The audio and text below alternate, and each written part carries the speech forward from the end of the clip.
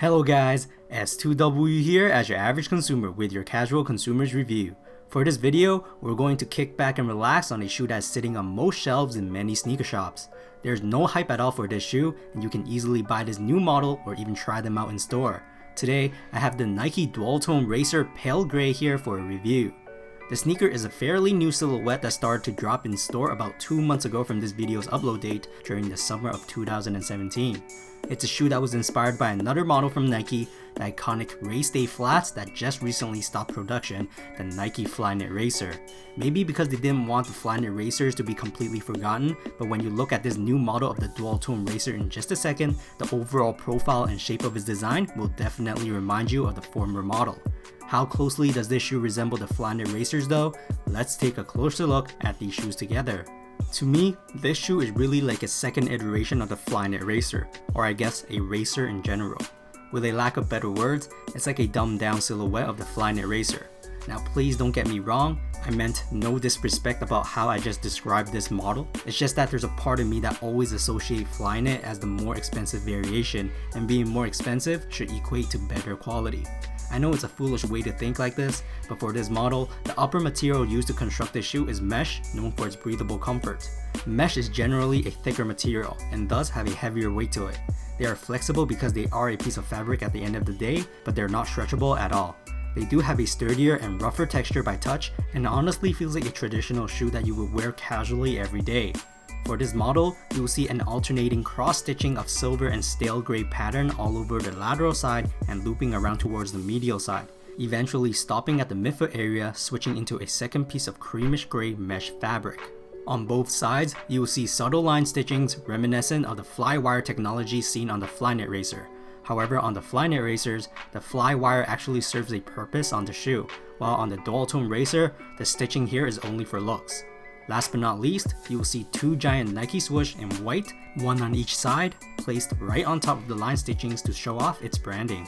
At the back of the shoes, we have a small suede textured heel counter to help stabilize the overall structure of the shoe and preventing our feet from sliding off the back. At the tip near the heel collar, we will see a rising pink heel pull tab with 3M decorated stripes as seen on the design of the Flyknit Racers as well, keeping the iconic look of the Flyknit Racers here on the Dualtone Racers intact. This sneaker came with flat black laces to complement the dark accents of the shoe, laying right on top of a thin detached tongue with a plastic logo patch that says Nike Dualtone Racer glued right at the tip of it. Different from the Flyknit Racers, this tongue is not perforated at all, so it's not as ventilated as its predecessor. However, this tongue is padded around the edges deeper down to increase the comfort while resting on top of our feet. As for the midsole, we have what Nike calls it a dual density foam cushioning for support and compression, which is a midsole that is supposedly firmer on certain areas while other areas are softer. But when I squeeze the foam, it feels pretty much soft throughout. Appearance wise, in order to pay respect to the Flyknit Racer's contour, they shaped this foam in a way that's molded into the outline of the Flyknit Racers. We continue to see the curvatures of the midsole from the midfoot area to the back, but differently from the Flyknit Racer is that this is a one single undetached piece of full-length foam. Also, we'll see a netted pattern at the back portion of the midsole on this sneaker, and as a side note, the midsole is thicker here in terms of the height, so you should feel higher off the ground than the Flyknit Racer, which was originally built closer to the ground for better performance stability while running. Inside the shoe, not much is notable here. There is a somewhat removable pink insole with a Nike swoosh print that you can take out from each shoe, but I would advise not to because there is a layer of glue right under the insole, which makes it seem as if they wanted to stick shut the insole onto the midsole, so I wouldn't completely take them out unless you have to for some reason.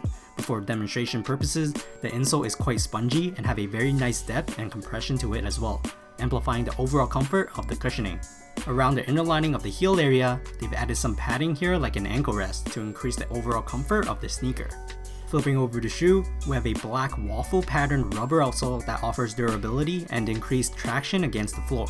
Starting at the midfoot area of the outsole towards the heel area, you will see a huge indent or window showcasing the foam.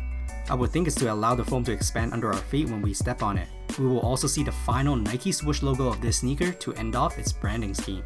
Anyways, here are some Nike Dualtone Racer in the pale gray colorway fit footage. Fit wise, they did not fit like the Flyknit Racers to me at all. I usually have to half size up for my Flyknit Racer because of its narrowness, but I was able to fit these Dualtone Racer in my true to size.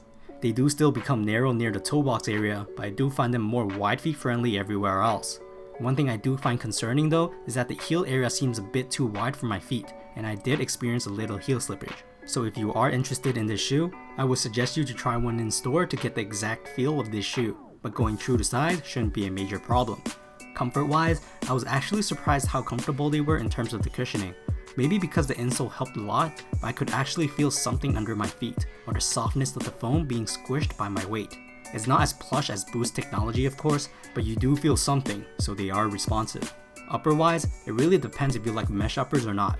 I know a lot of people prefer the thinner, more flexible, and more breathable Flyknit uppers now, but if you're used to wearing traditional sneakers, then these shouldn't bother you at all. Price wise, these go for $120 Canadian before tax, but guess what? These went on sale already. I was able to purchase these for $100 Canadian before tax. Interesting to see they went on sale so quickly after a month of launch. Honestly, these don't look that bad at all. They still provide the sleek look of the Flyknit Racer on this new model, but with its own twist to it. As always, throw me some likes if you like this video and let me know in the comments what you think about this shoe. Personally, to sum it up, this is a great sneaker if you need a beater. If you are going back to school and need a shoe that you can both run and walk in without worrying about getting it dirty, a shoe that you can wear throughout the whole year without worrying about destroying the upper because of its durable mesh structure, a shoe that you can just wear every single day casually because it has a comfy enough midsole, this is that shoe for you. Nike basically created a casual-minded reiteration of the performance Flyknit Racers that people basically wore it as a lifestyle shoe instead anyways.